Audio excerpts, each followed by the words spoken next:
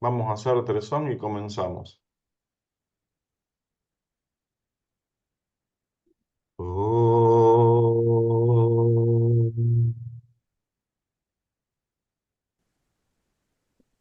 Om.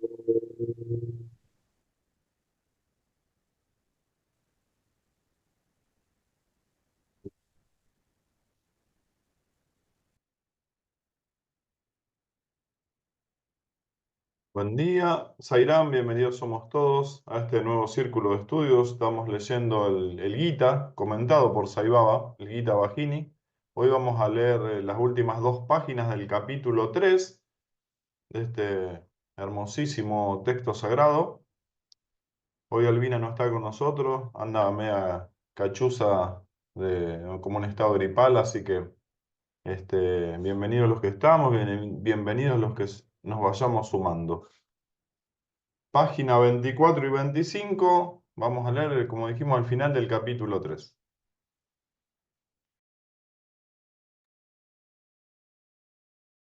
Krishna continuó su discurso. Arjuna, piensa por un momento en quién eres y lo que te propones hacer. Dices que lo sabes todo y sin embargo lloras como una mujer indefensa. Tus palabras proclaman que eres un pandit, un erudito, pero tus actos te revelan como un cobarde. Escuchándote, se podría inferir que eres un sabio, pero al verte, lo que se encuentra es un ignorante. Tu actitud es repugnante, por no decir más. Si te tomo por un pandit, no puedo conciliar este punto de vista con tus lágrimas, puestos que los eruditos, los pandit, no se afligen ni por la vida ni por la muerte. Si se afligen, entonces no son eruditos. Los eruditos tienen la capacidad de descubrir lo que es fundamentalmente cierto. Solo aquellos que conocen el secreto de lo físico y el misterio de lo espiritual pueden llamarse pandits. ¿Por qué habrían entonces de llorar por los encarnados o por los desencarnados? Ellos no renuncian a su calma interna, cualquiera que sea el apremio o la zozobra. Ni el que es completamente ignorante, ni el sabio, se apesadumbrarán por los vivos ni por los muertos. ¿Lloras porque los cuerpos de Bhishma y Drona caerán? ¿O es porque el atma de esos dos será destruida? ¿Por los cuerpos, dices? Bien, ¿sirven de algo las lágrimas? Si así fuera, ciertamente la gente habría mantenido los cadáveres de sus muertos y los habría revivido con su llanto. No, nunca podrá ser así. Aunque se sumergiera el cuerpo en vasijas de néctar de inmortalidad, no podría volver a la vida. ¿Por qué entonces lloras por lo inevitable, por lo ineludible? ¿Podrías decir que lloras por el Atma, el centro espiritual? Eso revelaría una mayor necedad. La muerte no puede ni siquiera acercarse al Atma, que es eterna, evidente por sí misma, pura. Resulta claro que careces de conocimiento del Atman absoluto. De nuevo te digo, para el guerrero, pelear es su propio dharma, su adharma. Cumple con tu deber, sin hacer caso de otras consideraciones. Preguntas, ¿cómo puedo causar la muerte de Bhishma en la guerra? Debes saber que todos ellos han venido para morir y para matar. Tú no los estás matando en sus hogares. Por supuesto que sería incorrecto, adármico, matarlos en sus hogares, pero no en el campo de batalla. ¿Cómo puede ser esto contrario al Dharma? Lamento que tú no tengas siquiera este ápice de discernimiento. Basta ya, levántate y prepárate para la lucha. ¿Por qué te desmoronas bajo el peso inútil del ego? El Señor es la causa de todo, no tú. Hay una potencia superior que lo mueve todo. Sabe esto y pliega tu voluntad a la suya. Bhishma, Drona y el resto han venido como verdaderos soldados y guerreros a participar en la batalla. Ellos no lloran como tú. Considera eso. Ellos nunca se afligirán ni se retirarán. Arjuna, este es el momento de prueba para ti. Recuérdalo. Déjame decirte esto también. Nunca hubo un tiempo en que yo no existiera. ¿Por qué? Porque nunca hubo tiempo en que ni tú ni todos estos reyes y príncipes no existieran. Tat, esto, es el alma universal. Tuam, aquello, es el alma individual. Y ambas eran lo mismo, son lo mismo y lo seguirán siendo siempre. La arcilla antes de ser la olla, como la olla, y después de la olla era, es y será arcilla. Arjuna quedó en estado de alerta y de vigilia al oír todo esto y dijo, quizá tú eres Dios, quizá eres indestructible. Yo lloro no por ti, sino por aquellos que son como nosotros, venidos ayer, presentes hoy, ausentes mañana. ¿Qué es lo que sucede con nosotros? Por favor, ilústrame. Y acá dice Baba, un punto debe notarse cuidadosamente aquí. Tat, esto, que es la divinidad, es eterno. Todo el mundo lo acepta. Pero Tuam, aquello, el individuo, es también la divinidad. También es eterno, aunque esto no puede captarse tan fácilmente ni tan rápido. Así Krishna lo explica y dice, Arjuna, tú también eres tan eterno como lo absoluto. Si hacemos a un lado sus limitaciones, el individuo es universal. Antes de que la joya apareciese, solo había oro. Mientras aquella existe, solo hay oro. Cuando el nombre y la forma de la joya desaparezcan, el oro perdurará. El Atma perdura de la misma manera, haya cuerpo o no. Aunque asociada con el cuerpo, el Atma no se ve afectada por los gunas y los dharmas, es decir, no tiene cualidades ni características. Tú tampoco te ves afectado por los cambios que el cuerpo experimenta cuando creces de infante a muchacho, de muchacho a joven, de joven a adulto y de este a anciano.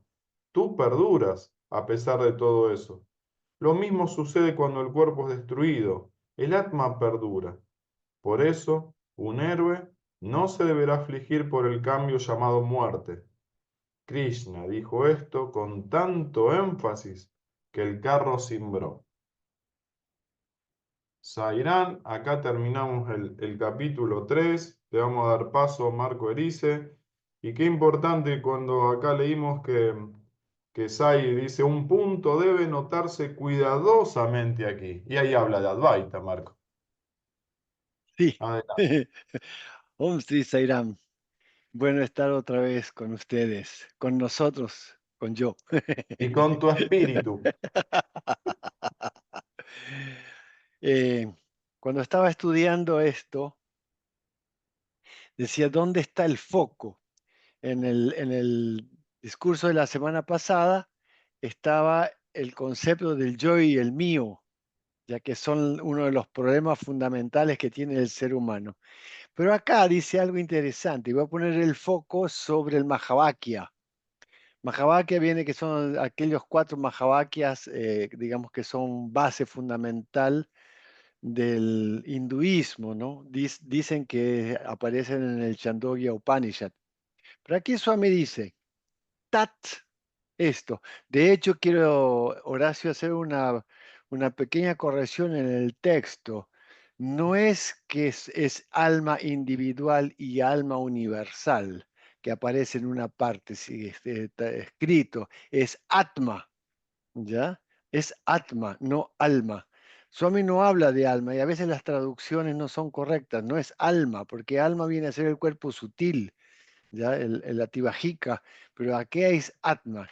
Entonces, Tat, esto es el Atma universal. Tuam, aquello es el Atma individual. Entonces, así es tú, o sea, tú eres eso. Entonces, esto, tú eres aquello. Este es importante porque, digamos, en el Dvaita, o sea, la primera etapa del Vedanta, es lo que aparece como la diferencia entre el Atma individual y el Atma universal. Pero siempre es el mismo. Y justamente cuando Swami ya dice ahí, eh, Tat, esto es el Atma universal, Tuam, Aquello es el Atma individual. Y ambas eran lo mismo, son lo mismo y seguirán siempre siendo lo mismo. O sea, ¿qué quiere decir con esto? Que todo es uno. Pero en el en el Dvaita, la identificación es con el cuerpo, con el individuo. Entonces separa al Atma de lo que es el Atma individual. Y ahí está la gran sutil diferencia. Pero es bueno entenderlo esto. Sigue diciendo Swami, y lo que tú connotaste, Horacio, un punto debe notarse cuidadosamente aquí, dice Swami. Tat, ya esto, que es la divinidad, o sea, Brahman, es eterno, ¿ok? Todo el mundo lo acepta. Pero Tuam, y aquí viene el punto, aquello, el individuo, es también la divinidad, también es eterno. Ahora, dice la connotación, aunque esto no pueda captarse tan fácilmente ni tan rápido. ¿Pero por qué? La palabra es la identificación. O sea, estoy identificado todo el tiempo en mi discurso, porque el discurso es lo que define a la persona, con el individuo. Yo soy esto, yo soy aquello. Entonces, una de las formas de desidentificarse es no realizar en el discurso adjetivos calificativos respecto de mi persona. Si yo digo yo soy bonito, yo soy bueno, yo soy malo, estoy calificando, yo soy un estúpido, yo soy esto, yo soy aquello. Es una calificación, un adjetivo calificativo. Y eso me identifica con el jiva. En tanto yo diga, si me preguntan, ¿quién eres tú y cómo eres tú? Yo soy yo. Pero es suficiente que le coloque un adjetivo calificativo, yo soy un doctor, yo soy esto, yo soy aquello, eso es lo que me lleva a la connotación de la ratificación de que yo soy un individuo. Entonces, por eso Swami cuando dice ahí, esto no puede captarse tan fácilmente ni tan rápido, es porque estoy identificado con el personaje, estoy identificado con el rol. Yo puedo jugar Marco, dime. te hago un corte, puede ser. Sí, claro. Ayer hablaba con mi esposa, que bueno, ya estamos cerca de los 60 los dos, y Eita, algo que, por lo que vos estás diciendo, y le decía, nos está abandonando el cuerpo, ¿eh? Una linda visión advaita, ¿no? qué genial. Claro, la desidentificación. Es así, Horacio, es así. Pero lo digo en función de lo que dice Swami. ¿Por qué no puede captarse tan fácilmente ni tan rápido? ¿Por qué? Porque en el discurso, recordemos que el discurso hace la ciencia, el discurso define cuánto nosotros conocemos de algo. Y la palabra yo, como desde el texto anterior, y mío, justamente identifican a este individuo, pero si también al mismo tiempo me califico, o sea, busco un adjetivo calificativo, también estoy ratificando al individuo. Entonces el proceso aquí que dice Swami está genial. O sea, el proceso de desidentificación sabiendo que yo soy eso, tatuam así. Y más, para cerrar, porque hoy somos varios, así podemos compartir todos. Uno de los atributos en el Antakarana es el Buddhi, que viene a ser el intelecto superior, como lo llama Swami. Entonces el Buddhi se identifica como un pájaro. Ya lo hemos hablado en otras oportunidades, pero lo ratifico ahora con respecto a este Mahavakya.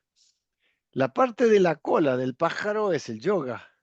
La cabeza es la fe, el Shraddha, la fe con confianza. Las alas son Ritam, o sea, todo lo que es el ritmo del universo, y Satyam, que es la verdad eterna, tanto en el pasado, en el presente y en el futuro, como nos explica Swami. Pero ¿y el cuerpo?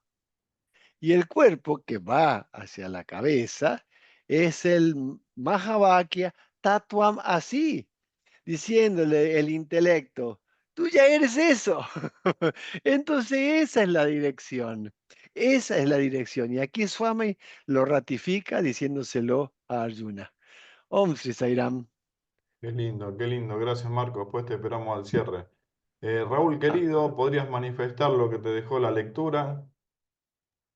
Sí, a mí me llamó mucho la atención el hecho de el tema de lo que sería el Dharma que tenemos cada uno y la función que debemos cumplir con nuestro deber, y en este caso muy particular, porque son casos así más límites, porque una cosa es ser arquitecto y proyectar y otra cosa es ser militar y tener que ir y matar, ¿cierto? Entonces son cosas así muy fuertes. Entonces acá se manejan esos límites.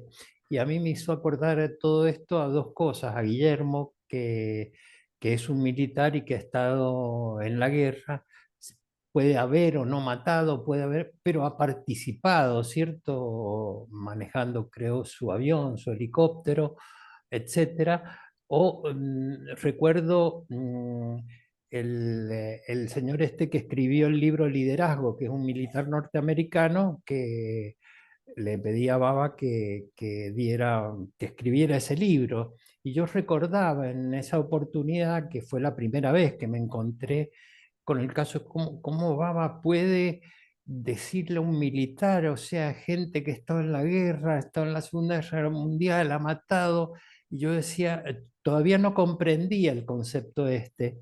Y verdaderamente Baba lo explica muy bien en varios pasajes más adelante, lo pude entender y pude entender, ¿cierto? Y agradecer que Guillermo esté presente porque verdaderamente lo importante de cada uno de nosotros, sea el rol que sea, es cumplir con nuestro deber, cumplir con nuestro Dharma, el Dharma que hemos venido acá a ejecutar.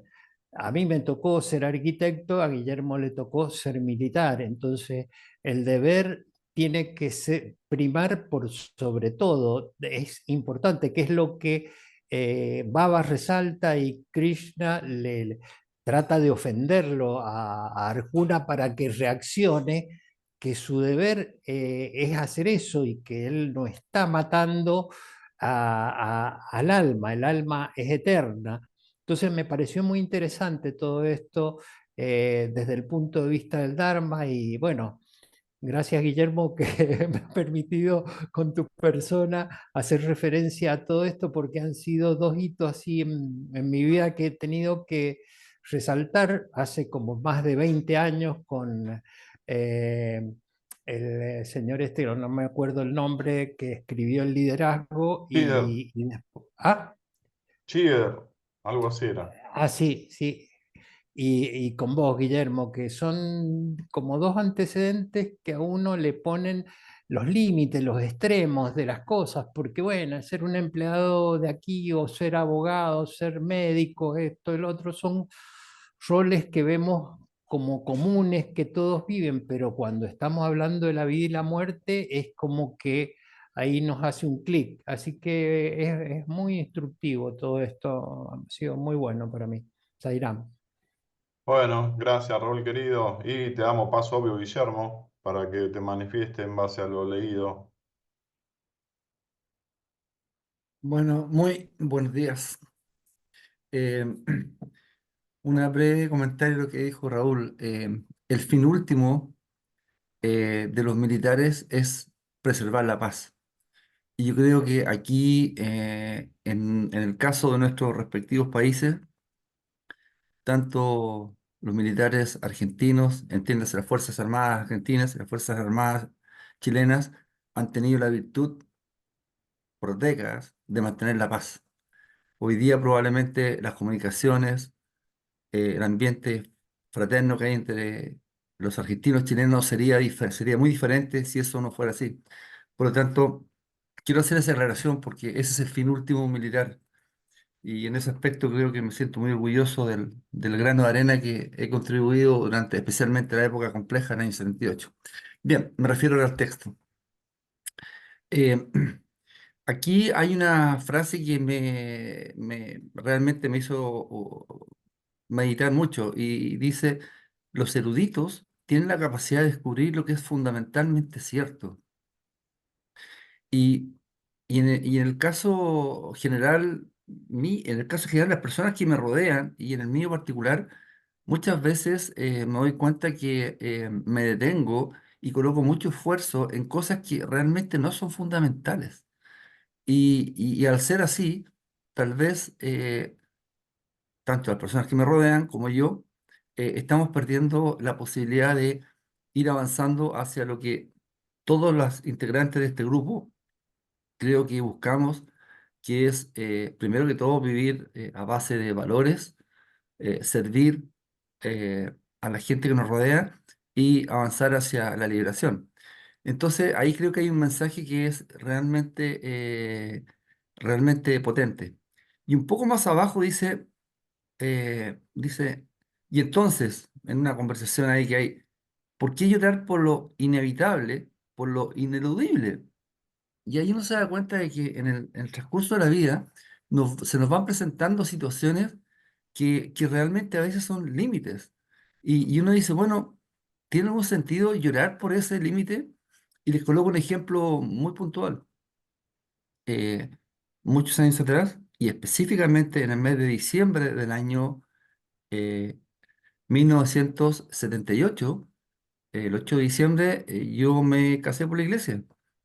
Y al día 9 de diciembre, cuando estaba iniciando mi luna de miel, recibí una llamada telefónica y me dieron 24 horas para regresar a mi unidad. Bueno, uno podría decir, pero ¿cómo es eso? O sea, tenía un mes por delante de permiso y me duró menos de 24 horas. Y, y a las 48 horas de haber estado en la iglesia, estaba en la cordillera. Y estuve casi un mes, o un poquito menos de un mes. Entonces, son cosas que, y hace mucho sentido porque uno dice, bueno, pero ¿por qué llorar por lo inevitable? Es decir, son cosas que le van sucediendo a uno, y esos son dos ejemplos muy puntuales. Pero la reflexión mía va un paso más allá. Eh, ¿Por qué no alegrarse también por las situaciones que nos ocurren, que son las más? Y muchas veces no somos agradecidos de lo que tenemos. Coloco un ejemplo.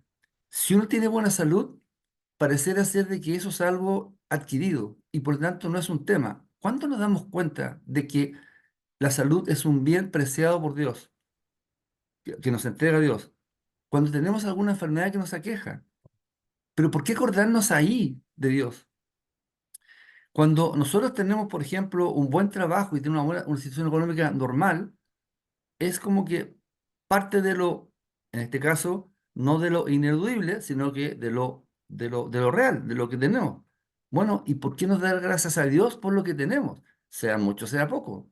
Entonces, me refiero a que pareciera ser de que la gratitud es algo que en muchas personas no está en su mente. Y finalizo mi, mi participación con algo que está un poquito diferido al texto, pero no puedo dejar de hacerlos partícipes. Eh, Ayer, y voy a comentar esto de forma muy breve, asistí con mi señora al hospital, dado que la operaron hace 2 semanas atrás, que me impidió salir, estar un día sábado con ustedes, y había un pequeño problema. Un problema que tenía que resolverlo un cirujano traumatólogo de la especialidad. Y en urgencia del Hospital de la Fuerza Aérea no había ninguno. Y por lo tanto dijeron, tiene que esperar hasta el lunes, le damos calmante. Y estaban próximos a poner el calmante y de repente aparece el jefe de traumatología, el cirujano más prestigiado que hay en el Hospital de la Fuerza Aérea, que había ido al hospital por algo muy puntual, por 5 minutos, y llegó ahí. Y alguien, la enfermera, lo vio y dijo, doctor, ¿nos puede ayudar, por favor? Él dijo, sí, por supuesto. Entonces, bueno, este médico sí fue capaz de hacer la intervención, sí fue capaz de abrir el problema, de examinar y generar una solución. Y después que se fue, yo le decía a mi señora, le decía, mira, esto, esto es gracia le dije textualmente, de Swami, porque ella conoce perfectamente bien mi vocabulario. Y le dije, si Marco estuviera acá, diría, wow, pero mira, Swami, cómo está en tu vida. ¿Por qué los hago partícipe de esto? Porque no es la primera vez en los últimos años que conscientemente me doy cuenta de que a pesar de la diferencia con ustedes, que ustedes conocieron a Swami, tuvieron la dicha, la bondad, la fantástica oportunidad, divina oportunidad de conocerlo. Yo no lo he conocido, pero a veces creo que está, no creo, estoy seguro que está presente en mi vida. Y ayer estuvo presente, porque no había ningún especialista, ninguno en el hospital, no había de llamado y aparece el jefe de traumatología de un segundo a otro y soluciona el problema. Realmente fue una muestra más de, del acercamiento que Swami tiene para conmigo. Y yo lo agradezco mucho y lo quería compartir con ustedes. Muchas gracias.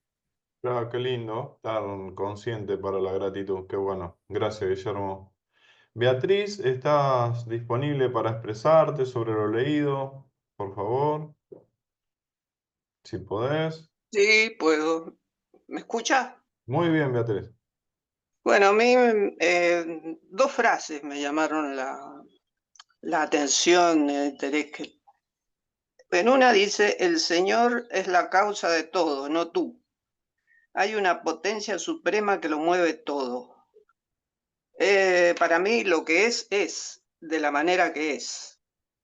Y después, cuando uno siente la presencia del Señor en todos los cambios y en todas las cosas y abandona la dualidad, eso se llama rendirse al Señor. Ustedes deben acordarse de esa frasecita, está en el Gita, en el Yoga Vasista, cuando habla de rendirse al Señor.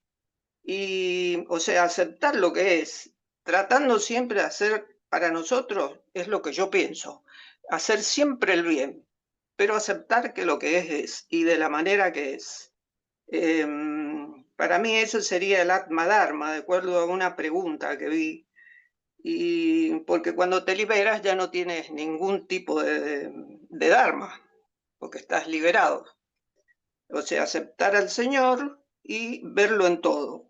Y después la otra, que también es muy importante para mí, dice, si hacemos a un lado sus limitaciones, el individuo es universal. Es decir, lo que está limitada es la mente, que es conciencia condicionada, es la limitada. O sea, mientras el universo objetivo, pienso yo, es percibido como universo, no podemos comprender al ser, porque se ve como objeto, no como ser, el universo. O sea que el sujeto no ve al ser, el sujeto ve al objeto. El ser no ve al sujeto ni al objeto, el ser ve al ser. Bueno, gracias, eso es lo que yo pienso, Qué por haberme bárbaro, qué escuchado. profundo. Muy, muy, muy conciso y muy profundo. Gracias, Beatriz. Qué bueno tu participación. Seba de Lelis, ¿podés expresarte, Seba? Igualmente, gente, levanten la mano, que acá muchos en el chat me están poniendo que están oyentes, otros que llegaron un poquito más tarde y se toman un tiempito para expresarse. Pidan la palabra, en el chat, ahí levanten la mano. Seba, ¿podés manifestarte? Sairam, buen día a todos, muchas gracias por el espacio, como siempre, muchas gracias a Swami. Me encantó, bueno, me encantaron las referencias de Beatriz también, al igual que la de los otros hermanos, pero me pareció muy bueno esto de que el ser ve al ser, eh, pareció hermoso. Bueno, el texto, a ver, me queda esto de que de, el Señor es la causa de todo, sabe esto y pliega tu voluntad a la voluntad de Él, digamos. O sea, eso como que para mí eh, es muy, si bien es sencillo, es muy, muy profundo. Ayer veía con mis padres la película Nuestro Hogar y veía que en una parte de esta película no solar, basada en la experiencia de André Louis y Chico Xavier, que escribió los libros, y veía una parte donde decían, donde explicaban el cuidadoso diseño que tenía la vida de una persona antes de venir, digamos. O sea, cómo cuando una persona va a nacer, se hace todo un diseño de su proyecto de vida, digamos. Y muchas veces nosotros por nuestra arrogancia no tenemos la docilidad de decir voy a aceptar esto que el Señor me puso como experiencia para transitar, o que al mismo tiempo lo veo como si fuera un camino interno, es un camino en nuestro corazón. Por eso también el Gita habla tanto del Dharma personal, digamos, o sea, y de vivirlo con, ¿cómo dice la palabra? Me viene arrojo, pero no sé si la palabra era arrojo, digamos, pero de vivirlo con determinación. Bueno, me resonaba mucho eso como algo importante del pedacito que estuvimos leyendo nosotros en este momento. Este, bueno, esto también de que el Atma no está afectado por los cambios que le suceden al cuerpo y que en definitiva estamos viviendo roles como si fuera una obra de teatro, algo así. Me acordaba de una hermana de Chile que tuvo una experiencia muy, muy especial, no voy a dar el nombre porque es una experiencia bastante personal, pero que cuenta que él en un momento estaba en pareja con una mujer que muere en un accidente aéreo y, y bueno, y esta mujer resulta que hacía regresiones a vidas pasadas, se vuelve a casar, tenía ya 2 hijos con este hombre y tiene un hijo más. Y cuando este hijo llega a los 8 años le hace una regresión y el chico describe que había sido su marido anterior. Le cuenta la ropa que tenían el día que se casaron. Fue una experiencia muy fuerte y al mismo tiempo yo me pongo, ayer reflexionaba sobre esto, digamos, que de repente nacer de la misma mujer que había sido su esposa y, y cómo nada de eso es importante. Lo importante es el rol al que estaba llamado en esta vida, digamos, en esta vida era el hijo de esa mujer. Son una familia de devotos de Swami.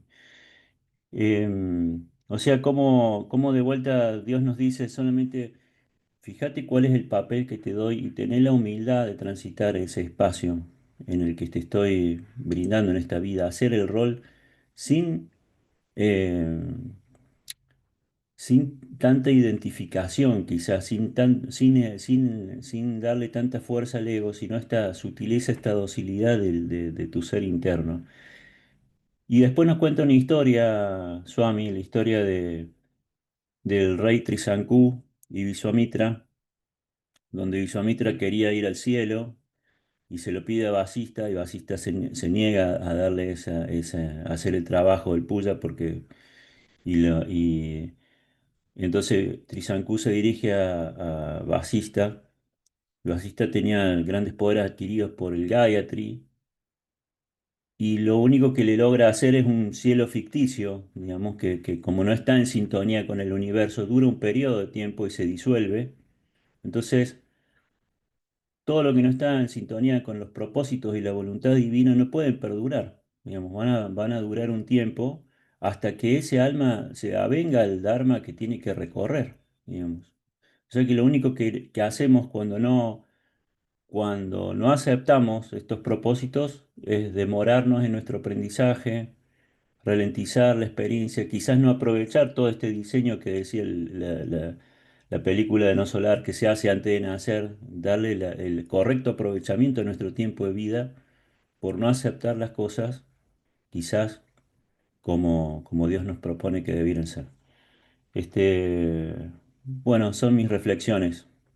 Al final dice Swami que Trisanku quedó anclado entre el cielo y la tierra y como la constelación de la estrella del sur, digamos, porque no logró ni ascender ni descender, entonces quedó como en un estado trabado. Bueno, estaría bueno acordarme de qué libro lo saqué, pero bueno. Sairam, un abrazo a todos, muchas Lindo. gracias.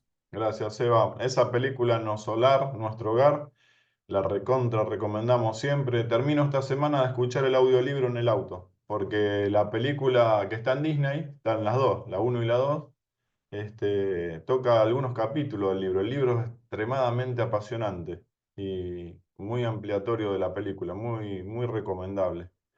Ahí siempre asintiendo Marco, ahí lo veo en la camarita, porque también otro fanático de Chico Xavier. Gracias, Eva. Bueno, gente querida, nadie pide la palabra, después vamos con dar dos. Marco Echeverri, ¿podés expresarte? Vamos con Eva, Silvia. Horacio, sí, acá estoy. ¿Te escucha bien? ¿Sí? Está tu cuerpo y tu ser presente. Sí, creo que sí.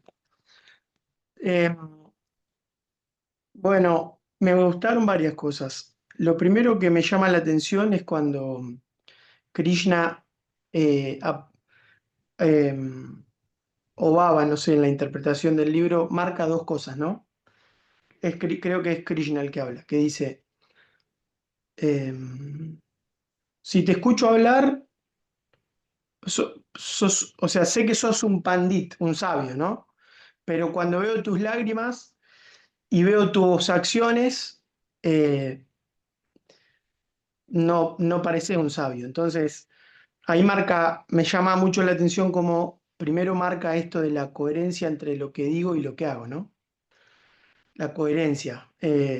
A mí me impactó mucho cuando en el programa de radio una vez leíamos que me quedó tan grabado eso que Shankaracharya, que fue uno de los máximos exponentes de la Advaita, en un momento dice, pido perdón porque cometí 3 clases de pecados. Le hablaba a Shiva, ¿no? Le decía, digo que Dios está en todos lados, pero te vengo a ver al templo.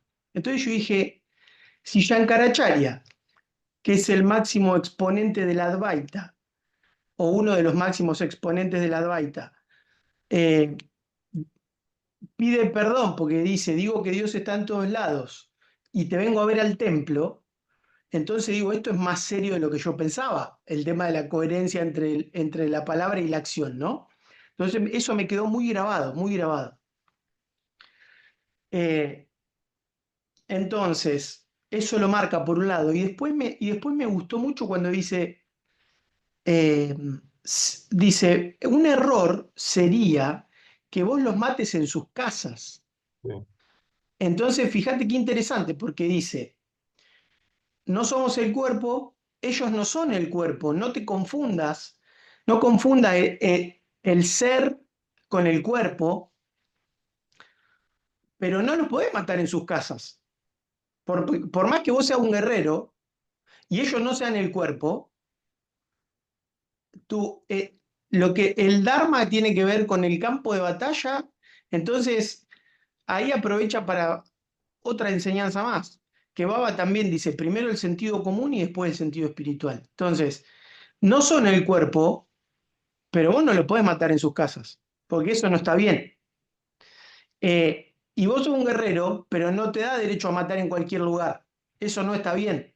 Entonces, qué interesante, porque la acción correcta tiene que ver con el rol de cada uno y el lugar de cada uno. No es cualquier cosa en cualquier lado. Entonces, eso me pareció súper interesante. Y por eso hay Y crímenes de guerra, ¿no? Hoy día y demás. claro, que seguramente ahí es como que a mí yo no me animo mucho a opinar, porque como yo no poseo la visión del conjunto, no sé por qué pasan algunas cosas, ¿no? Mi sentido común me dice a veces que hay ciertas cosas que están mal, que hay ciertas cosas que se podrían evitar, pero ¿desde qué lugar? ¿Desde qué lugar puedo opinar yo qué está bien y qué está mal si no tengo la visión del conjunto, ¿no? O Marco, porque, antes de que siga, la historia que contaste del santo, ¿es la historia que Baba dice que estaba en la cola para ponerle una corona de flores a un ídolo y él se da cuenta que estaba siendo incoherente, entonces él se la pone él y se va de la cola? puede Esa ser también que la sea esa, cuentas ahí. puede ser, no lo sé. Pero mirá qué lindo Eh, cómo termina esa historia también. Que puede está ser, pero uno, haciendo la cola para adorar a una estatua de piedra, entonces se da cuenta que, ¿qué está haciendo? Entonces él mismo se da cuenta que él es el ser y se la pone él y se va de la cola. Lo cuentas ahí.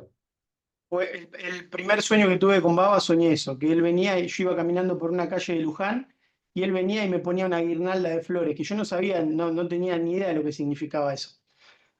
Fue el primer sueño que tuve con Baba ese. Ujú. Bueno, entonces, eso que dijiste, quería concluir con eso, con esto de la divinidad, pero antes me gustó mucho lo que dijeron de que hay una potencia superior.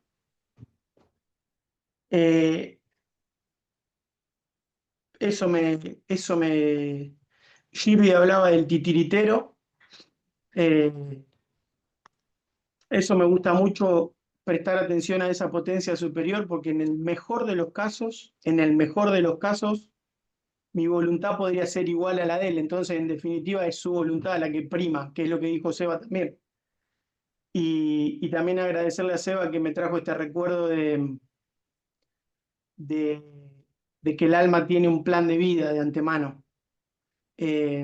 No solo el mío, sino, en este caso yo pensaba en mis hijos, que para mí es un tema,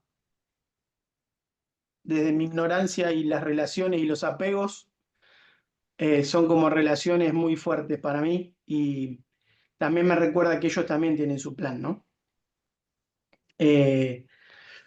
Bueno, y por último, que vos lo resaltaste también, cuando Baba dice ahí, presten atención a esto, que no es tan fácil de captar así a simple vista, o que ustedes también son la divinidad.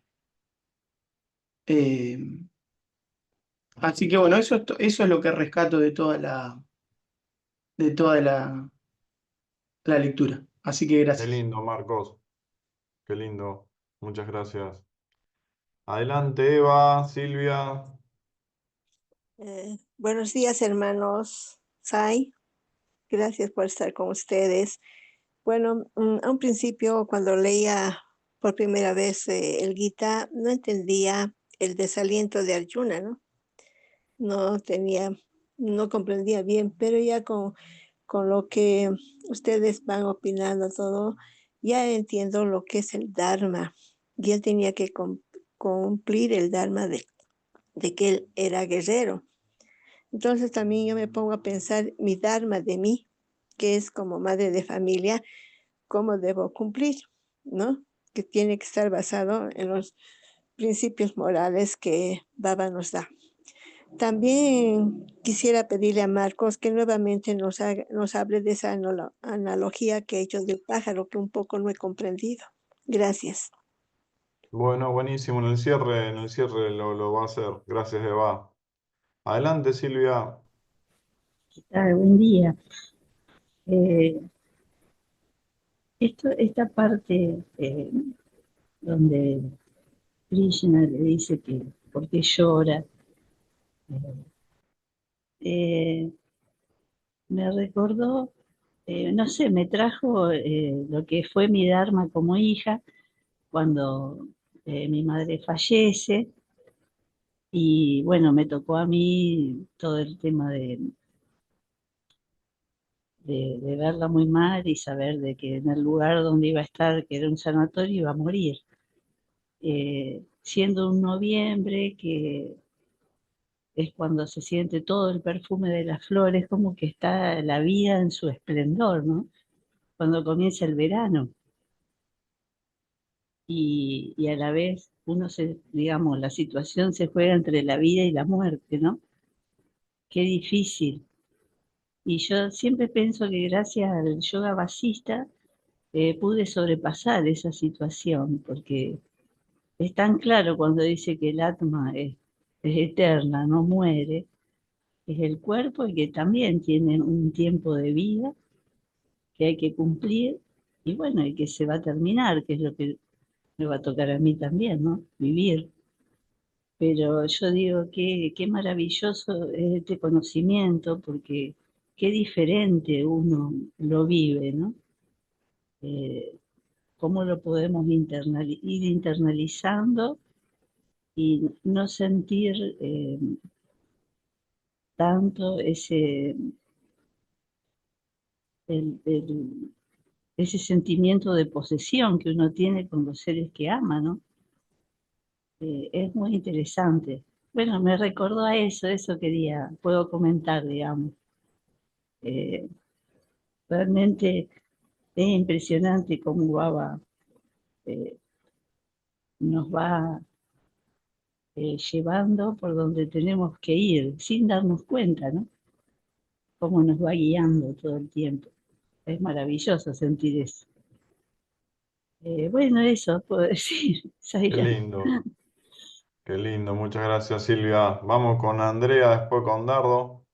Y lo que decías, Silvia, yo siempre considero que este planeta está mal educado desde siglos, porque si hubiéramos sido chipeados, programados, educados, de que el alma es eterna, de que no hay que angustiarse tanto por los desapegos físicos, y en vez de pagar mujeres que lloran en los velatorios como se ha hecho en antaño, tratar de asimilarlo como algo natural, normal, y que el espíritu también se puede comunicar y que ya va a llegar a darse cuenta de que es el ser y que tenemos un plan, como hablaba Seba en esta película, un plan, un contrato firmado de vida donde ya sabemos espiritualmente qué nos va a pasar, pero mentalmente no lo recordamos y tomaríamos la vida de otra manera ante estas angustias de los desapegos, pero el planeta este está muy desactualizado.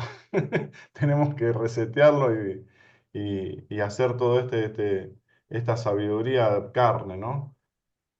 Andrea, Buen está día. complicado el planeta Tierra, está complicado. Bueno, vamos a tener alguna tarea entonces para hacer. La estamos haciendo. Buen día a todos. Gracias por lo que cada uno aporta.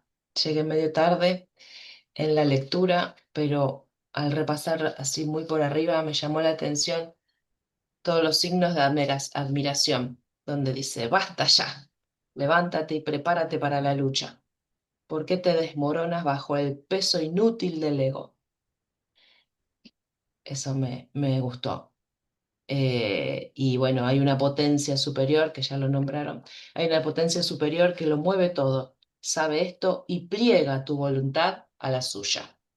Pliega tu voluntad a la suya. Me encantaron esas palabras.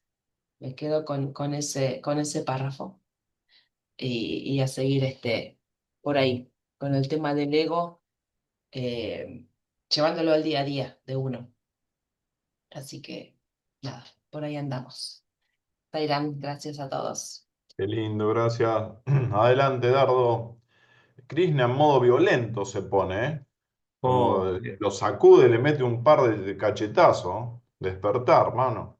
le está dando con toda. Viste que Saibaba siempre nos dijo, dentro de todas sus miles de enseñanzas, pensamiento, palabra y acción tienen que ser una y la misma.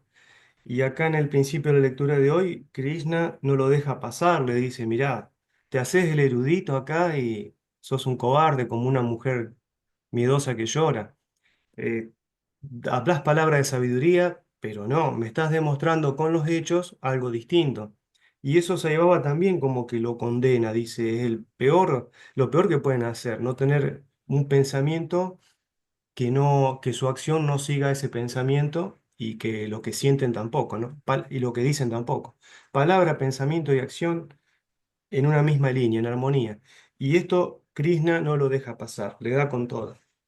Bueno, después dice acá, muy lindo, que para saber nosotros en qué nivel estamos de aprendizaje espiritual, de conocimiento y de práctica, obviamente, para llegar a esta instancia de tener esa sabiduría y poniéndola en práctica, dice que la calma interna es muy importante en cualquier acto que nos pase, ¿no? De angustia, de problemas, de estrés o todo lo que se nos va apareciendo en la vida como situaciones diferentes. ¿En qué nivel estamos mental nosotros? Si estamos en calma, bueno, tenemos una buena nota, digamos, vamos avanzando, porque si nuestra mente se perturba, quiere decir que estamos lejos de ser ese sabio que buscamos, ¿no? Para alcanzar la liberación o el control sobre nuestra mente en un principio. Así que bueno, la calma interna es muy importante. Después cuando habla acá del cuerpo, estamos en las instancias primeras del Gita, que Krishna le está enseñando que no es el cuerpo, que él no es el cuerpo.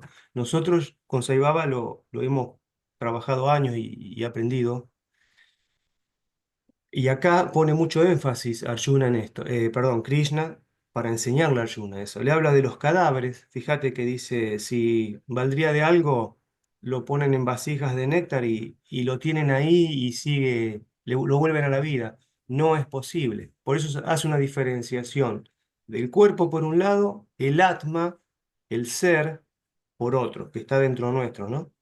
Y Siempre el las ser. etapas de la vida, Dardo. Te dice, el dardo chiquito no es el mismo que el dardo adolescente, ni este dardo el mismo, o sea, el cuerpo, ¿no? No es Claro, el mismo. Entonces no soy el lo vimos cuerpo. en claro, lo vimos en los capítulos anteriores, donde Krishna le decía, si vos no te amargaste cuando eras bebé, pasaste a jovencito, pasaste a adulto, es más, querías ser un hombre y tener un cuerpo grande y ser importante, es decir, todo eso no te amargó, ni te diste cuenta, pasó de largo. Bueno, le había dicho en aquellos capítulos atrás, la muerte es solo un cambio más, como eso, de adulto hasta incluso a viejo y a muerto, porque después sigue la historia con tu atma haciendo el viaje, ¿no? Hasta liberarse, con tu atma como presa, encapsulada, ¿no? Ahí. Sí, por supuesto, pero yo pensaba y me reía cuando leía eso, que Krishna no sabe lo vanidoso que son acá los occidentales, donde dicen, no, no, pará, estoy envejeciendo, no me gusta. Es como que también le dan mucha importancia al cuerpo, ¿entendés? Mucha importancia. Entonces, seguimos con esa imagen de cuerpo en el inconsciente, porque decimos, no quiero llegar a viejo, no quiero estar mal, quiero, bueno, pero son cosas que van a pasar.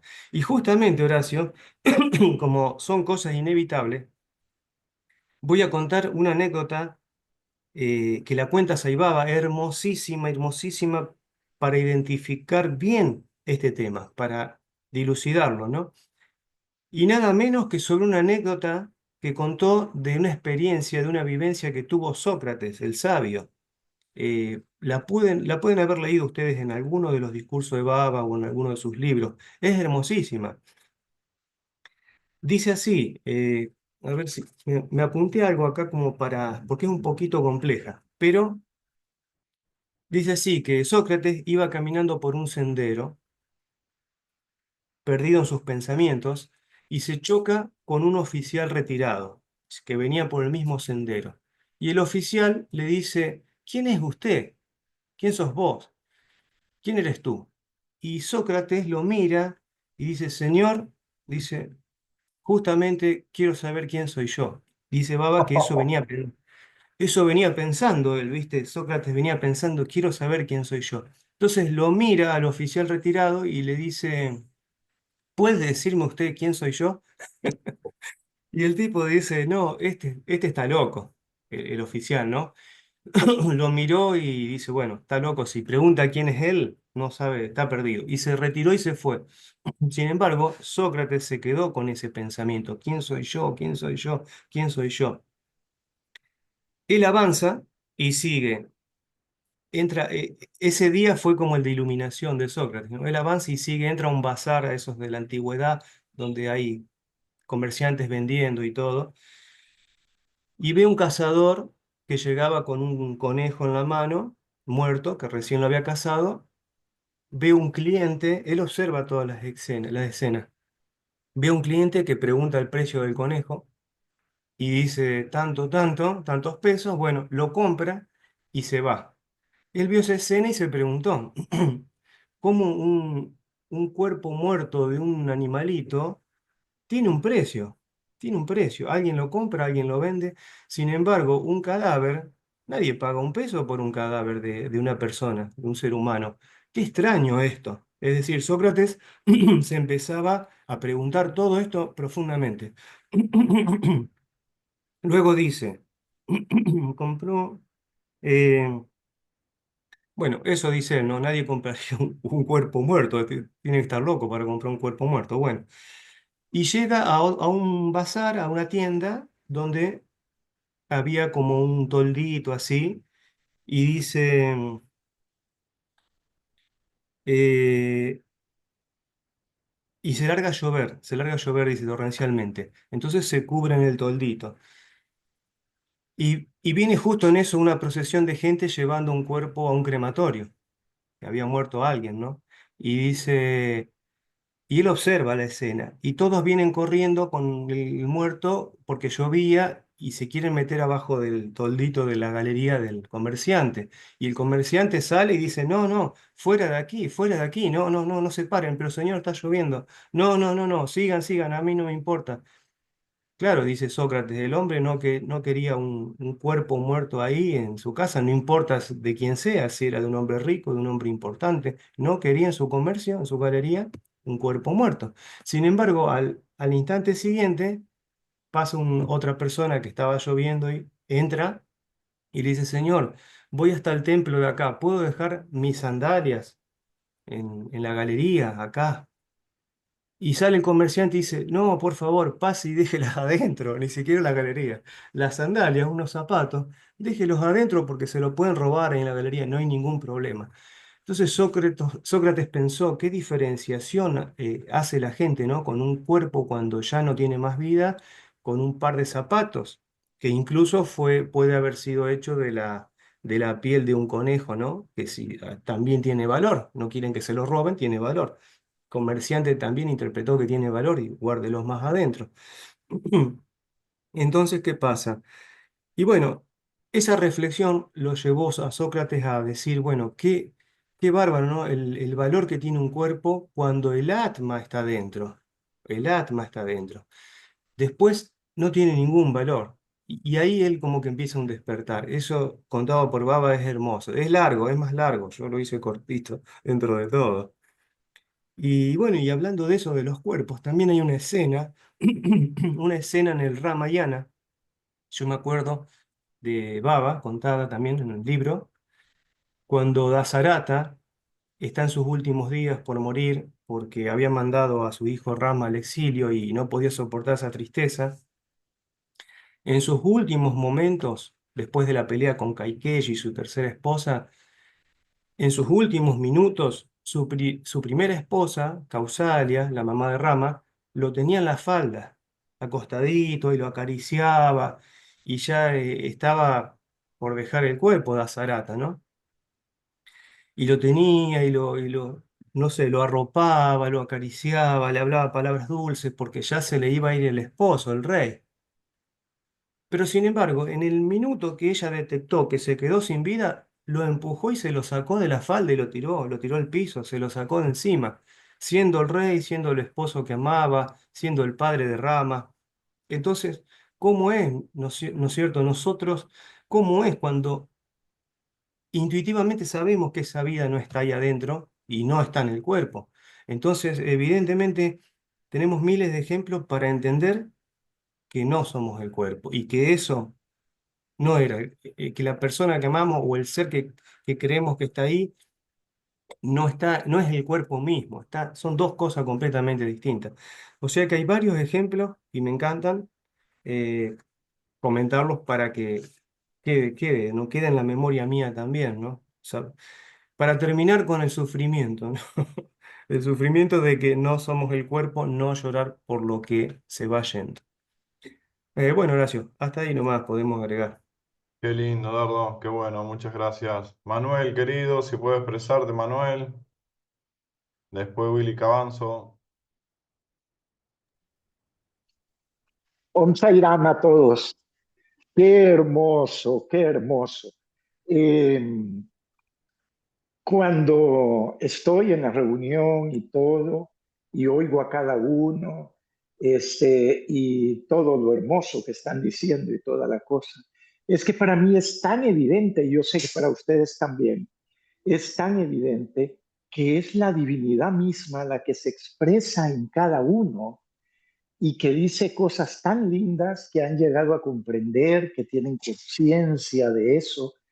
Y entonces esa certeza, no sé cómo llamarle, esa evidencia, para mí es lo que me hace vivir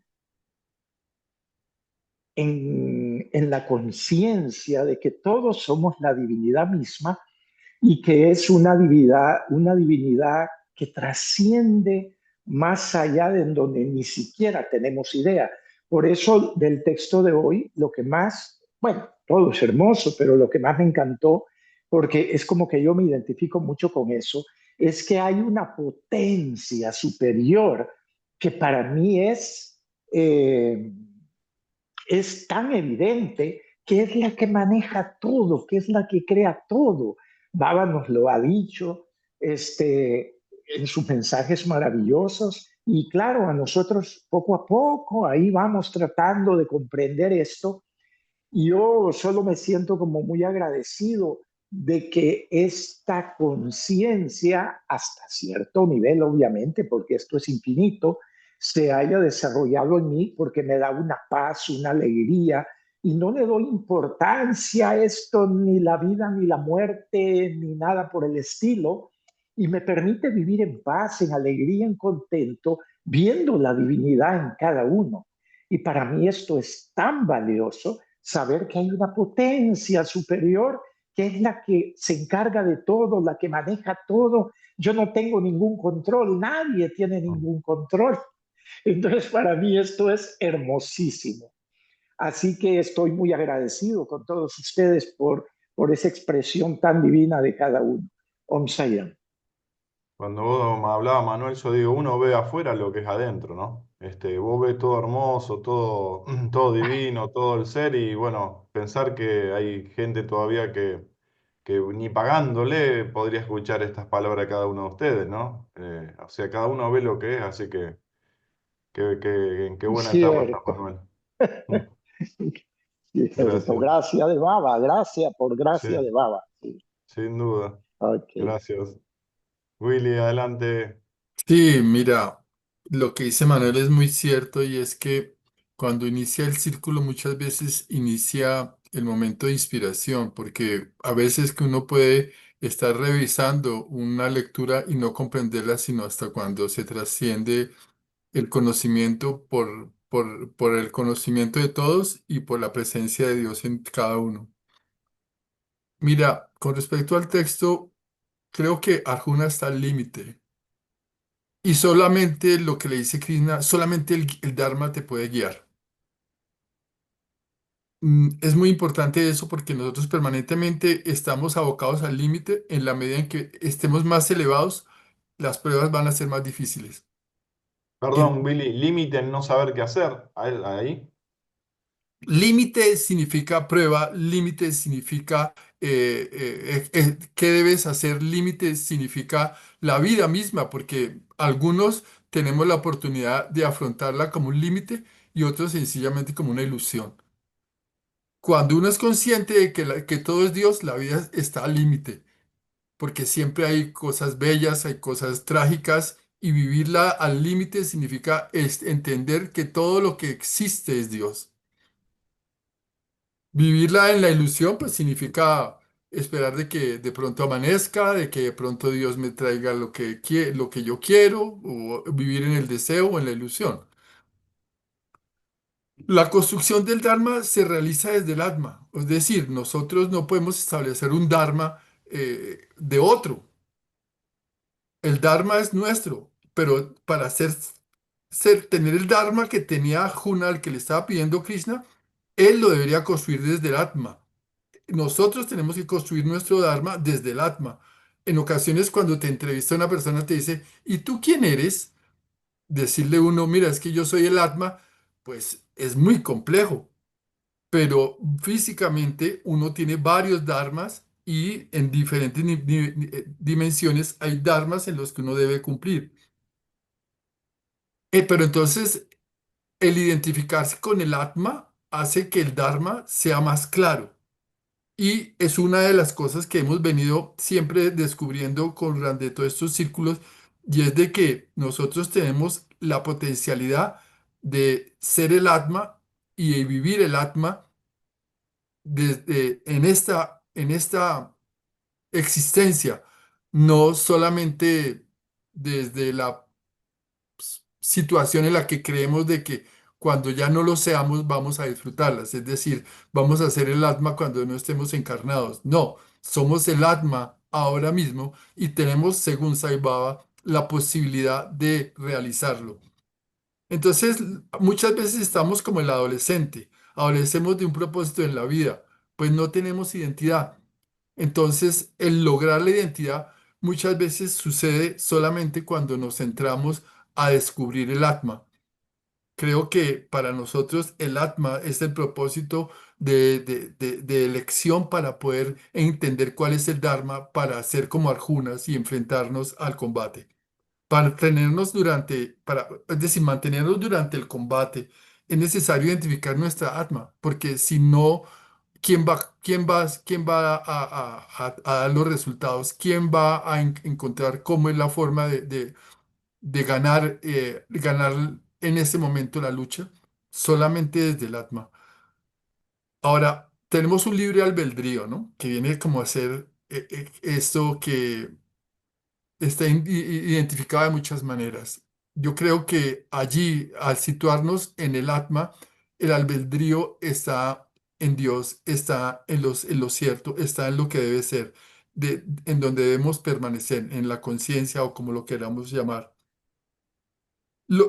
Por último, lo más importante para Arjuna, según Krishna en ese momento, es su Dharma. ¿Sí?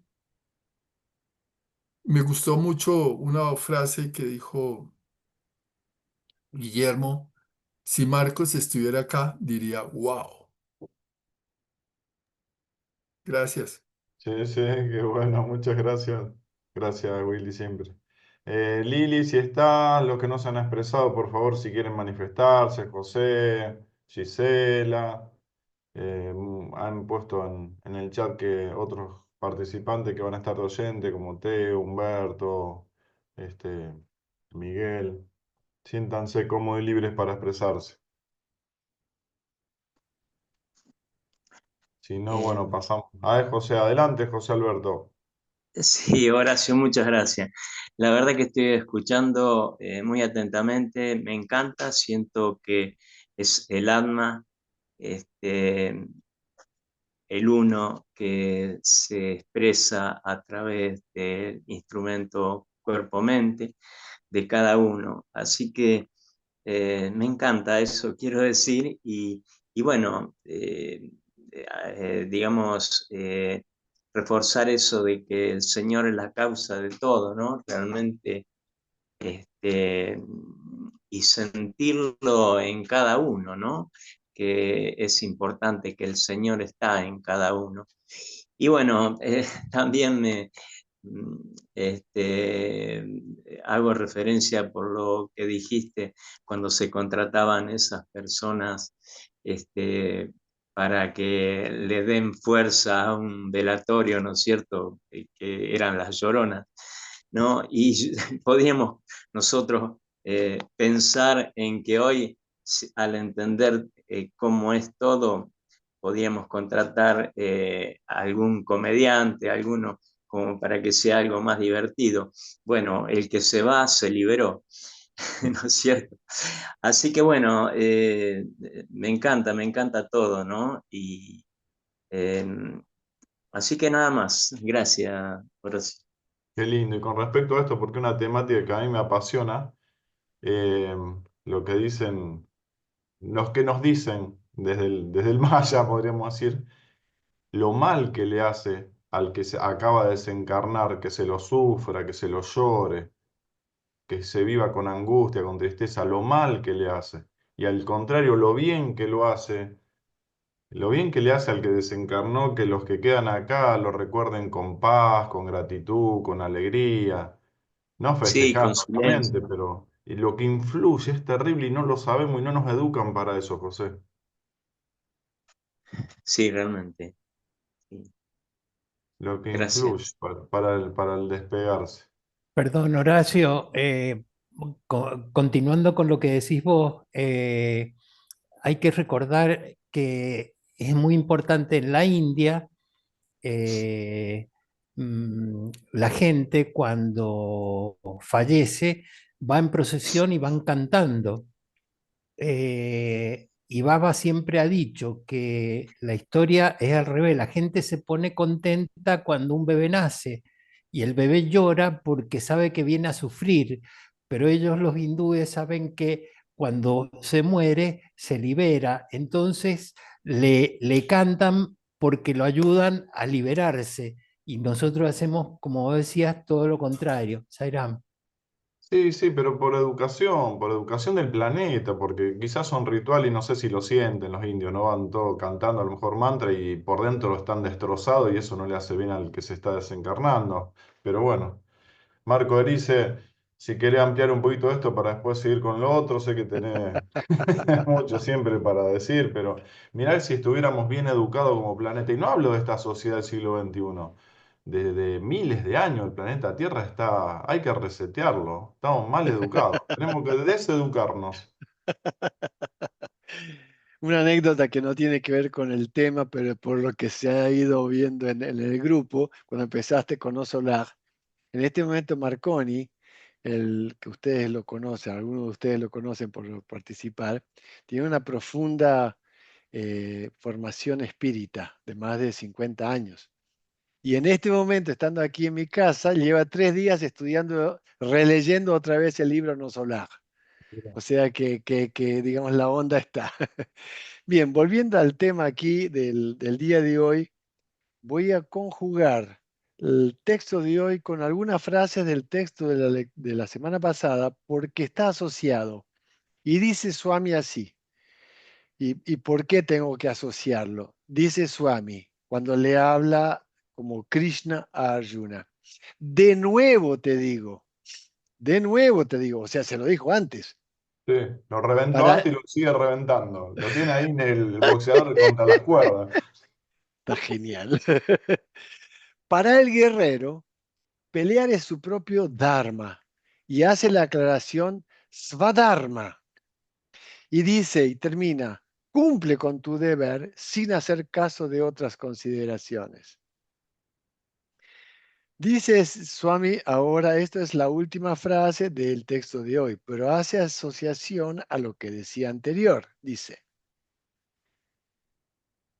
aquí debe, cuando se quejaba Arjuna, prestarse atención al hecho de que estaba cometiendo 2 errores. Uno ordinario y el segundo fuera de lo ordinario. Entonces, vayamos a la situación de hoy. Confundir el cuerpo con uno mismo, o sea, con yo, y lamentarse por el cuerpo como si le hubiera sucedido algo, es el error ordinario. Entonces, ahí es uno de los temas culturales nuestros.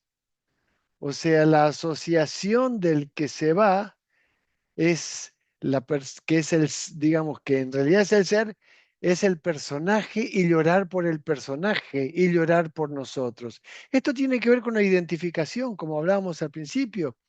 Entonces, aquí vemos el primer error del ser humano común es asociar al ser con el cuerpo. Eso lo sabemos y lo estamos estudiando permanentemente porque Swami lo habla, pero por muchísimos lados al respecto. Pero luego dice, ¿ya?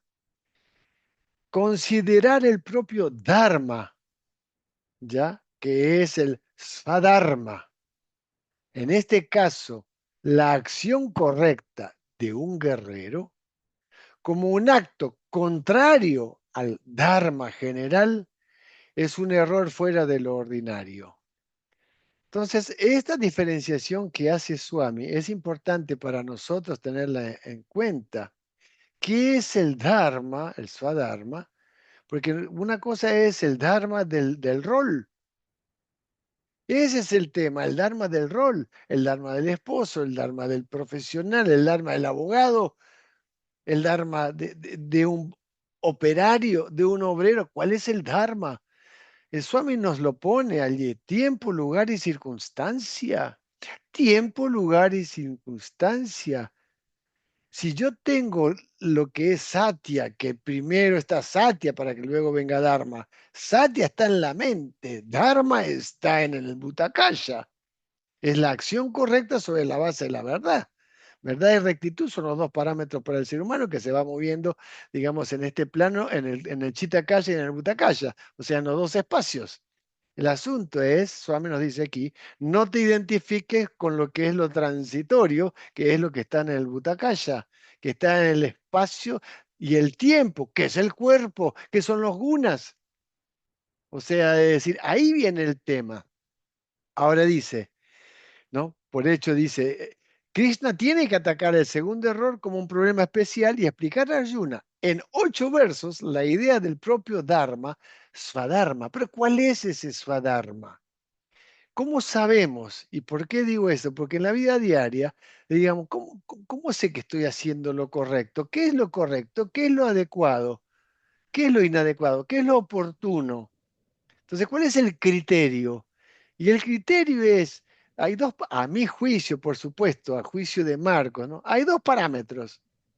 Uno, aquello que debe ser hecho, porque en realidad Dharma, según el Vedanta, es aquello que debe ser hecho en tiempo, lugar y circunstancia.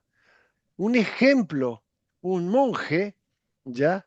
Había salido con sus discípulos, un maestro, un budista, había salido con sus discípulos a hacer un trayecto por un sendero digamos, y los discípulos empezaron a tener mucho frío, y llegaron a un templo, ya pero estaba haciendo mucho frío. Y entonces el monje, el maestro, dice, traigan esa estatua, que era la estatua del Buda. ¿Y qué hizo? La quemó para poner fuego, ya para poner fuego para calentar a los discípulos. Se quedaron locos los discípulos. Y él decía, o sea, si ustedes creen que Dios está, la divinidad está en esa estatua, ahí está el error. O sea, Dios está en todo. O sea, tiempo, lugar y circunstancia. Entonces, en ese sentido, para nosotros en la vida diaria, hay momentos en que tenemos que actuar de tal o cual manera, pero utilizando el criterio de tiempo, lugar y circunstancia. Ese es un aspecto, ¿ya? Porque aquí dice algo bien, bien interesante Swami. Luego hablo del segundo. Dice, el propio Dharma, y aquí viene lo interesante, no ata el Svadharma ni produce ulterior nacimiento. Puede conducir al jiva a la liberación, en tanto que se haga como karma yoga, sin apego al fruto. Y ahí está la clave. Si yo hago, lógicamente, ¿qué significa el apego en el Svadharma al fruto? Es la expectativa. Yo tengo que hacer lo que tengo que hacer y hacerlo bien, en tiempo, lugar y circunstancia, actuando con mi rol de jiva, ¿ya? Pero yo no soy el hacedor del resultado. Entonces, ¿para qué tener expectativa? Y el problema es ese, que estoy apegado con la expectativa al resultado. Y entonces, cuando estoy apegado a la expectativa, dejo de vivir en el aquí y ahora, en tiempo, lugar y circunstancias, haciendo lo que tengo que hacer. Esa es una de las características. Entonces Swami dice, ¿cómo te liberas de todos estos dharmas? Atma Dharma. ¿Y qué es Atma Dharma para nosotros? A mi juicio siempre, a la comprensión de Marcos en este momento de su existencia como Jiva, es trabajar para Swami. Swami le decía eso en su etapa de Krishna, le decía eso a Arjuna. Bueno, ¿quieres liberarte? ¿Quieres cómo saber que si haces las cosas bien? Primero, decía, actúa como un stita prajna, que Swami lo dice en el texto aquí, ya lo dice, el stita prajna, que es el intelecto puro, o sea, el intelecto ecuánime. ¿Cómo se actúa como stita prajna? Trabaja para mí, haz las cosas para mí, piensa en mí cuando vas a atacar. Haz lo que tengas que hacer pensando en mí. Entonces, esa es la clave, pensar en Swami, pero no solamente en Swami en el personaje, Swami en el corazón. Yo, Marcos, en su vida diaria, ¿no? Así, aquí dije yo el Marcos, ¿no? Sabiendo que yo no soy este Marcos, pero también soy este Marcos, porque Brahman es tanto la conciencia absoluta, lo que es la sabiduría como la ignorancia, incluye ambas. Por eso Swami hablaba de que esto es Brahman. O sea, no hay separación de que yo soy esto que aquello. Hay que saber contextualizar. Entonces Swami en un momento dado le dice, trabaja para mí, haz las cosas para mí, todo lo que hagas, hazlo para mí. Entonces, cuando tenemos la acción del Dharma, en nuestra cabeza, recordemos que Arjuna tenía, digamos, la conciencia de los Shastras. Él era un guerrero de los Shastras. Y dentro de los Shastras, el no matar era una consigna. Pero en este caso, tenía que matar.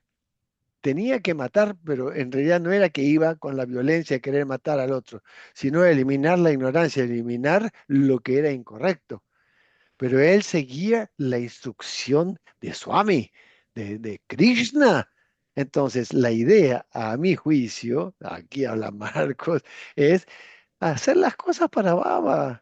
Swami, Swami, como decir, como Raúl me hace acordar, siempre le pregunta a Swami, dice Raúl, le pregunta a Swami, dirígeme que por favor no dejes que haga cosas erradas. O sea, tengo a Swami todo el tiempo, voy a hacer la acción, pero la voy a hacer para Swami. Y el segundo paso es solo para Swami. Él dice, solo haz la cosa solo para mí. Y por último, diciéndole, mira, solo sé devoto a mí.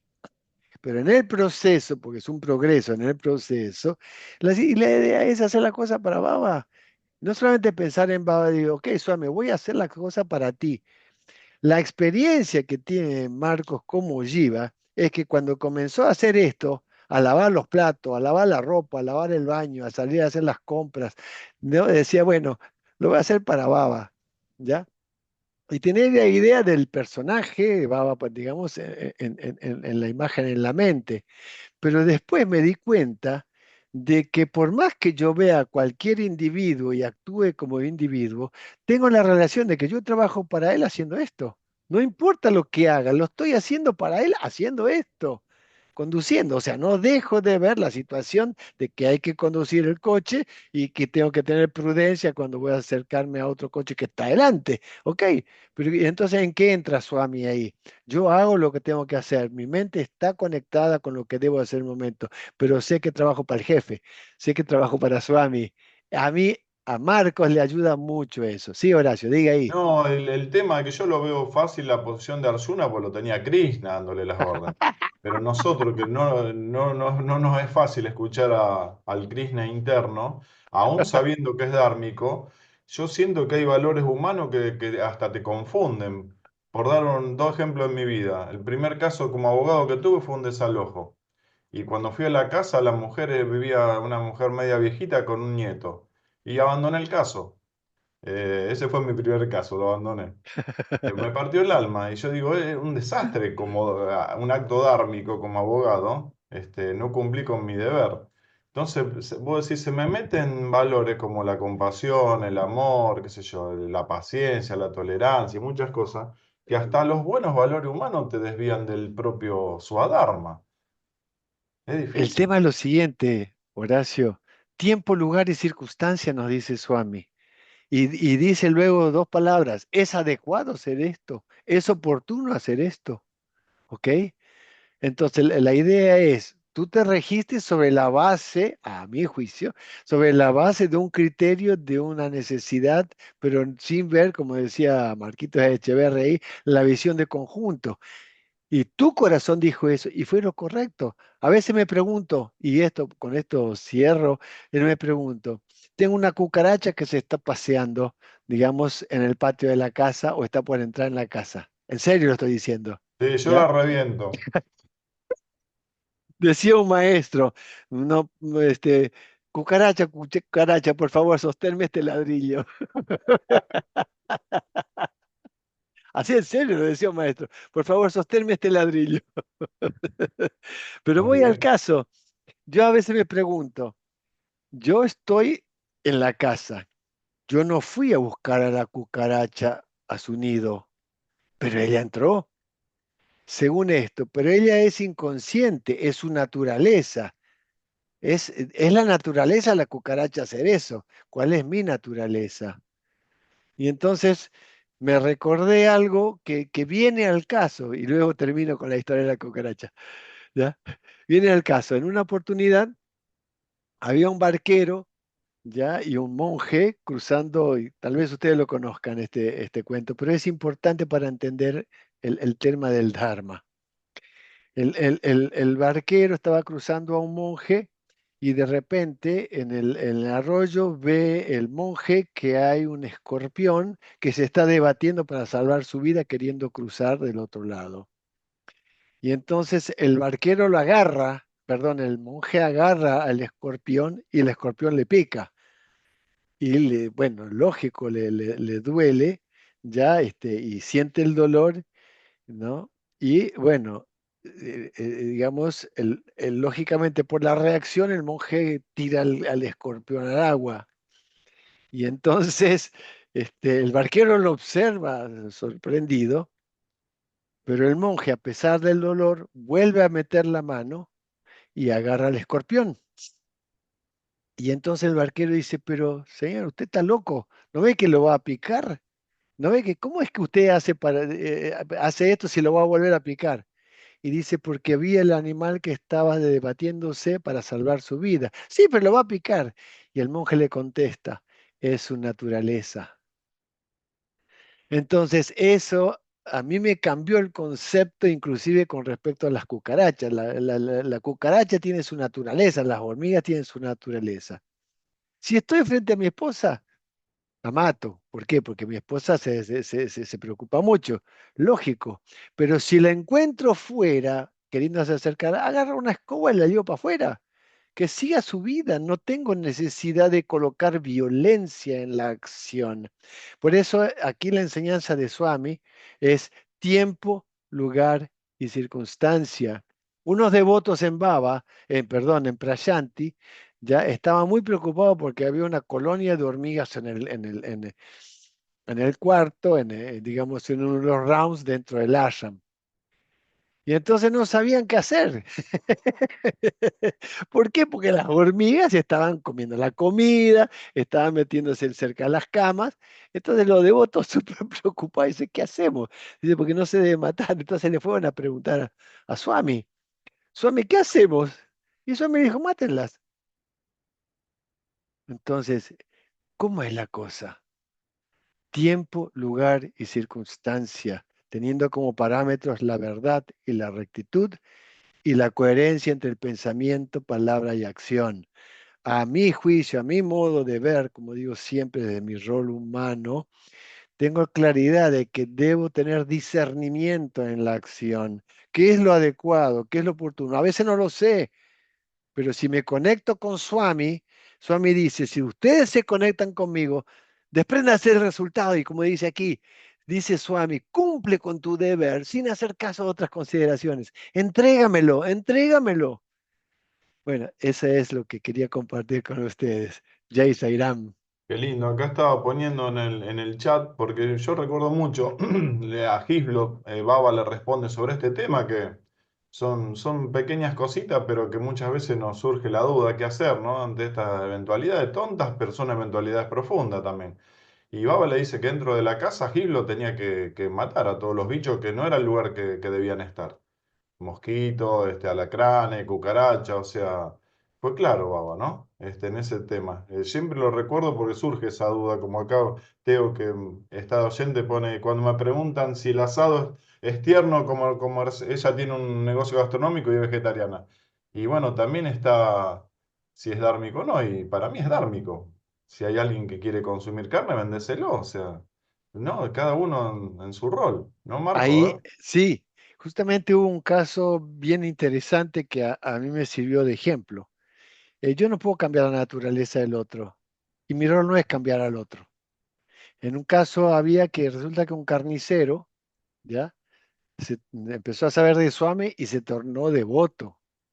Entonces tenía un conflicto enorme. ¿Por qué? Porque tenía que matar, tenía que comprar las vacas y además tenía que alimentar a 4 hijos. Y entonces le preguntó a Swami, Swami, ¿qué hago? Yo tengo que hacer esto, ¿ya? ¿Qué hago, Swami? Y entonces Swami le dijo, haz lo que tienes que hacer, sigue vendiendo a tu trabajo hasta el día en que puedas cambiar de trabajo, pero tú tienes que realizar tu dharma, tienes que alimentar a tus hijos. Entonces él siguió haciendo eso con la conciencia de que estaba con Swami. Entonces a eso me refiero. Si Sí, estás sí. conectado con Swami, haz lo que tengas que hacer. Tal vez es contrario, a lo que es moralmente, digamos, concebido como bueno, pero lo tienes que hacer y entrégaselo a Swami. Y esa es una de las grandes fuerzas. Sí, acá vamos con Dardo y después vamos, Marco, para finalizar, que te pregunta Eva, si bien yo ya te lo escuché 5 veces decir lo del pájaro y las aves de Mago 6, después Ok, se lo va a aclarar a Eva y a otros más que tenga duda. Y me ok. acuerdo antes de darte pase, Dardo, en el Centro 6 de Rosario hay un chico, Manuel, que trabajaba en un frigorífico. Dejó el frigorífico y lo contrataron a una empresa para eliminar ratas. O dice, qué karma que tengo, yo me quiero alejar, pero bueno, el dharma que le tocó, pobre Manu. Dardo. Sí, esto de qué hay que hacer y qué no hay que hacer es importantísimo y el discernimiento juega un papel primordial, número uno. Acá Marcos hablaba justamente de dos cosas que me hizo acordar, ¿no? Del botero, del bote cruzando el río y de tiempo, lugar y circunstancia. Y me hizo acordar esta anécdota que cuenta Baba, hermosa, de qué es lo que hay que hacer en ciertas circunstancias, tiempo y lugar. El tema del el maestro este espiritual, va, el iluminado que todos lo deben conocer, Ramakrishna, en la India, tenía varios discípulos. Dentro de ellos, uno era Vivekananda, también famoso y conocido. Dice Baba que todos estaban en el ashram de Ramakrishna bajo las enseñanzas de él, ¿no? Pero como ese ashram, para a proveerse de comida, bebida, lo que tenga, lo que necesitaban para vivir, tenían que cruzar un pequeño río siempre en bote a un lado para traer los alimentos. Y siempre mandaba un discípulo distinto. Y un día mandó a un discípulo cualquiera, ¿no? El hombre va, el discípulo, el muchacho, vuelve en la barcaza y en el bote vienen otros pasajeros donde lo ven ahí con la túnica, ¿no? De renunciante y lo empieza a criticar a él y a su maestro Ramakrishna. Dice, estos son unos vagos, no hacen nada, no trabajan, viven de arriba. Empieza con muchas críticas la persona. Y este hombre, el discípulo este particular, medio tímido, todo retraído, con vergüenza, él por dentro sentía, él dice, yo soy discípulo de Ramakrishna, ¿qué hago? ¿Me tengo que quedar callado? Ay, yo no le voy a decir nada a esta gente. Y los otros hombres del bote seguían criticando a Ramakrishna, a su maestro, y él no decía nada. Bueno, pasó eso, él va, le cuenta la experiencia, todo triste, le cuesta la experiencia a Ramakrishna, adelante de todos los discípulos, le cuenta su experiencia, y Ramakrishna le dice, pero vos, ¿cómo no defendiste a tu maestro? Debiste haberte levantado, abofeteado algo, hacer algo a la gente, empujarlos. Vamos, reaccioná, ¿cómo te quedás callado ante ese insulto? No puede ser, esto no puede ser. Bueno, pasó el día, ¿no? Al otro día le toca, lo manda a Vivekananda. Y dice Baba que Vivekananda era un robusto, gordito, alto, fuerte, y con un carácter medio irascible y que iba adelante, al frente, ¿no? Va a la barcaza, hace el mismo trayecto, y otra vez cuando vuelven, otra vez hay gente criticando al maestro. Lo critica a Vivekananda ahí en el barco y también a Ramakrishna. Dice, no, estos son unos inútiles, no sirven para nada, no, no, viven de arriba. Las mismas críticas. ¿Y qué hace Vivekananda? Se levanta, no aguantaba más las críticas a su amado maestro Ramakrishna y abofetea a uno o dos de ellos. Cállense ustedes, dice que van a hablar así de mi maestro. Y la gente quedó toda asustada, ¿viste? ¿Qué pasó? Ramakrishna, Vivekananda llega contento ahí y dice, bueno, a bofetearos que hablaban mal, mi maestro va a estar contento. Le cuenta la historia y Ramakrishna, que hace, lo reta terriblemente como al anterior. Y dice, pero maestro, no entiendo nada. Usted le dijo al otro que fue ayer que había que reaccionar, hacer algo, y yo le pegué un par de bofetadas a alguno al que más criticaba a mi maestro. ¿Cómo ahora me dice que está mal? No, dice Ramakrishna, yo te voy a explicar. El otro que fue anteriormente tiene que actuar contrario con ese carácter que tenía de tímido, cobarde, que no decía nada, que siempre se dejaba que lo insulten. Pero vos, que sos totalmente lo opuesto, vos tenías que trabajar la paciencia, la serenidad, sonreírles, saludarlos y retirarte del barco sin ni siquiera contestarles, dice. Es al revés. Entonces, es para que la enseñanza fue para que cada uno trabaje lo que tiene que trabajar para disolver eso que nos está afectando, esa personalidad que nos está afectando, y llegar a una ecuanimidad. Así que bueno, me encantó el ejemplo. Gracias a Marcos que comentó lo del barco y lo otro. Qué bárbaro, qué interesante, Dardo, ¿no? Muchas gracias. Bueno, Marco, hacete el cierre previo a la aclaración del pájaro, por favor, el Srada. Ok. Eh, uno de los Upanishads, Eva, o Teo, no sé quién lo preguntó, era el Taittiriya, es el Taittiriya Upanishad. Y también Swami nombra este hecho del intelecto en el libro Cultura y Espiritualidad. Para quienes no tienen contacto directo con el Taittiriya Upanishad, el libro Cultura y Espiritualidad lo explica. Existe un órgano interno que se llama el Antakarana. El Antakarana viene, digamos, es algo que se infiere, no es algo que se puede observar. Pero que existe, existe, porque si no, no podríamos utilizarlo y explicitar lo que estamos haciendo. Dentro del Antakarana tenemos el Manas, el Chitta, el Buddhi y el Ahamkara. Pero Swami explica que en el intelecto hay dos matices muy sutiles. El intelecto utilizado en el campo del mundo se llama Medha, M-E-D-H-A, Medha. Y aquel que nos hace percibir lo real de lo aparente, o sea, Satya y Mithya, es Buddhi.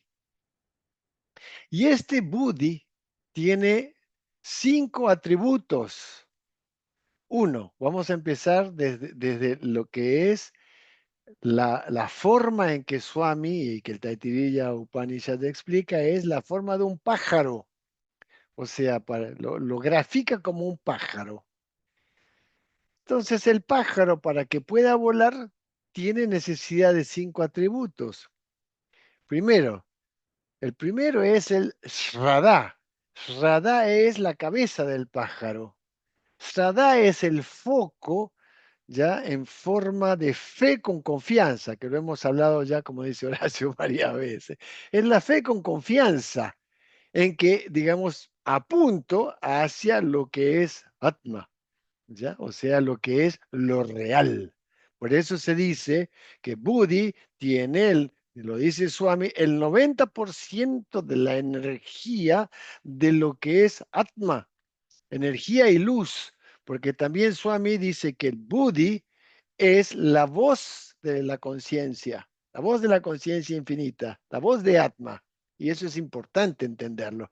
Por eso Krishna decía, ten el intelecto puro que es un stita prajna. ¿Ya? Ok. Entonces, por un lado, pero por el otro lado, para que el pájaro pueda volar de una manera adecuada y no perderse ya en la sustentación, necesita de la cola. Y la cola es el yoga. Pero Swami explica claramente, y también lo habla el Taittiriya Upanishad, no se refiere a las asanas.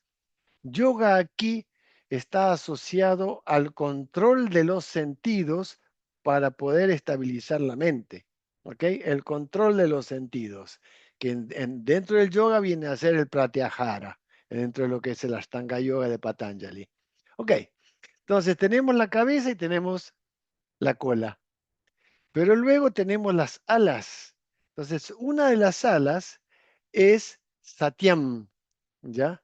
Satyam, Swami habla, dice Satya, como la verdad absoluta, aquella que está más allá del espacio y del tiempo, o sea, está en el pasado, en el presente y el futuro. Satya, cuya aplicación concreta en esto, digamos, es el Dharma. ¿Ok? La aplicación de Satya en el Bhutakaya, en donde estamos nosotros, es el Dharma. Satya Dharma. Entonces, esa es el ala, un ala. En la otra es Ritam. ¿Ya? El Ritam, y Swami dice, ¿qué es Ritam? Ritam viene a ser en el ser humano la acción coherente entre pensamiento, palabra y acción. O sea, es decir, coherencia entre pensamiento, palabra y acción.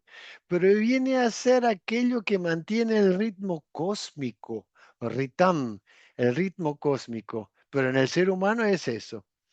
Pero existe la parte central, entonces hemos visto la cabeza, la cola, las alas, que es el cuerpo, y lo hablábamos al principio. El cuerpo del pájaro es aquello que sustenta todo lo demás desde el punto de vista de equilibrio, que viene a ser la representación más importante de todo esto, que es el Mahavakya Tat Tuam Asi. Tú eres eso.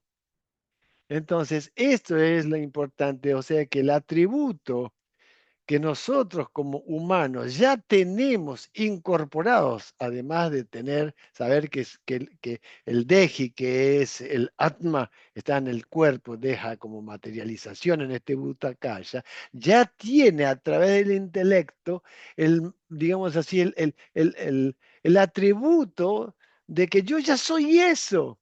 Entonces, por eso es necesario llegar al intelecto, por eso es necesario utilizar Buddhi, por eso es lo importante, alcanzar ese estado de saber discernir qué es lo real de lo aparente.